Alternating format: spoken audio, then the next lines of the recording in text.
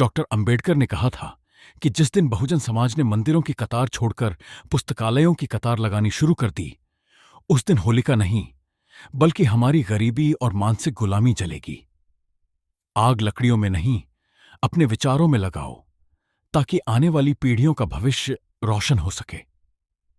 इतिहास गवाह है कि जब भी किसी कौम को गुलाम बनाना होता है तो सबसे पहले उसकी संस्कृति को मिटाया जाता है और फिर उस कौम के लोगों को उन्हीं की बर्बादी का जश्न मनाने के लिए मजबूर किया जाता है। नमस्कार दोस्तों, आज हम बात करेंगे उस त्योहार की जिसे पूरा देश बुराई पर अच्छाई की जीत कहता है। लेकिन डॉक्टर बाबा साहेब अंबेडकर की विचारधारा और ऐतिहासिक तथ्यों की रोशनी में देखेंगे तो शायद यह इतिहास की हत्या और बहुजन अपमान का जश्न नजर आएगा। आज हम पूछेंगे, आखिर हम क्या जला रहे हैं और क्यों जला रहे हैं?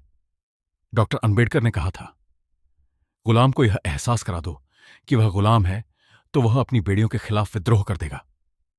लेकिन हमें हमारी ही बेड़ियों की पूजा करना सिखा दिया गया। होली का त्योहार आता है, लकड़ियां इकट्ठी की जाती हैं और एक पुतला जलाया जाता है जिसे होलिका कहा जाता है। हमें बताया गया कि प्रहलाद भक्त था और होलिका राक्षसी थी। लेकिन क्या कभी आपने सोचा, एक स्त्री, एक मूल निवासी महिला, उसे जिंदा आग के हवाले कर दिया गया और हम तालियां बजा रहे हैं। क्या किसी महिला को जलाना उत्सव हो सकता है? अगर होलिका बुरी थी तो सजा देने का तरीका दहन ही क्यों? दोस्तों, यह केवल लकड़ी का ढेर नहीं जल रहा, यह उस मानसिकता का प्रतीक है जिसने सदियों तक हमें मानसिक गुलाम बनाए रखा। इतिहास विजेताओं ने लिखा और उसमें हम राक्षस बना दिए गए। लेकिन जब हम ज्योतिराव फुले और पेरियार के नजरिए से देखते हैं तो कहानी कुछ और ही दिखाई देती है। बहुजन इतिहासकार मानते हैं कि हिरण्यकश्यप कोई राक्षस नहीं बल्कि एक मूल निवासी राजा थे। वे पाखंड के विरोधी थे। उनका बेटा प्रहलाद विरोधियों के प्रभाव में अपनी ही संस्कृति के खिलाफ हो गया था। और होलिका कोई डायन नहीं थी, वह इस देश की बेटी थी, एक वीरांगना थी। उसे साजिश के तहत जलाया गया। सोचिए, अगर आज किसी की बेटी को जला दिया जाए तो क्या आप खुशियां मनाएंगे?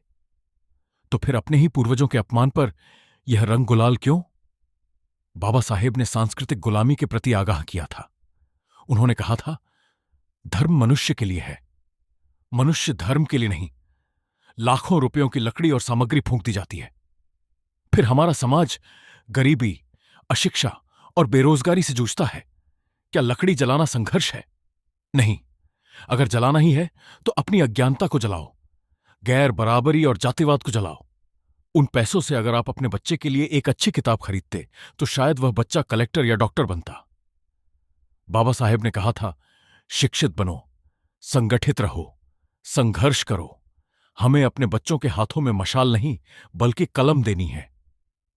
इस दिन को संकल्प दिवस के रूप में मनाएं, शिक्षा का दीप जलाएं, पाखंड का बहिष्कार करें। शिक्षा शेरनी का वह दूध है जो पिएगा वही दहाड़ेगा। जो कौम अपने इतिहास को नहीं जानती वह अपना भविष्य कभी नहीं बना सकती। आज इस वीडियो को देखने के बाद खुद से वादा करो कि अब मैं भीड़ नहीं, बुद्धि का इस्तेमाल करूंगा। होली का असली रंग तब चढ़ेगा जब हमारे समाज से जातिवाद का काला रंग मिटेगा। जय भीम, जय भारत, जय संविधान। दोस्तों, आज की वीडियो में बस इतना ही। यदि आपको यह वीडियो पसंद आया हो तो कमेंट करके जरूर बताएं और चैनल को सब्सक्राइब कर लें।